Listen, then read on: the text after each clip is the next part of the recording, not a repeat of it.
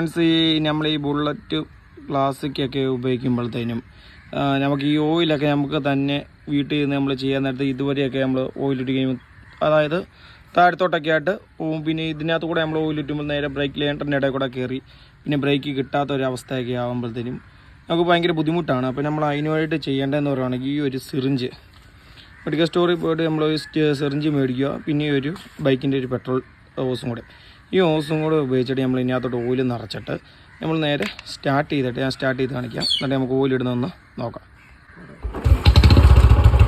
നമ്മൾ വണ്ടി സ്റ്റാർട്ട് ചെയ്തിട്ട് നമ്മൾ ഇന്നലെ സെക്കൻഡ് ഗിയറിലോ ഒന്ന് ഇട്ടാൽ ഒന്ന് കറക്കേണ്ടതായിട്ടുണ്ട്.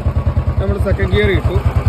സെക്കൻഡ് ഗിയർ ഇട്ടിട്ട് നമ്മൾ ഈ സിറിഞ്ച് ഉപയോഗിച്ചിട്ട് നേരെ ഇങ്ങോട്ടേക്ക് നമ്മൾ ഊറ്റി കൊടുത്തേക്കാണ്.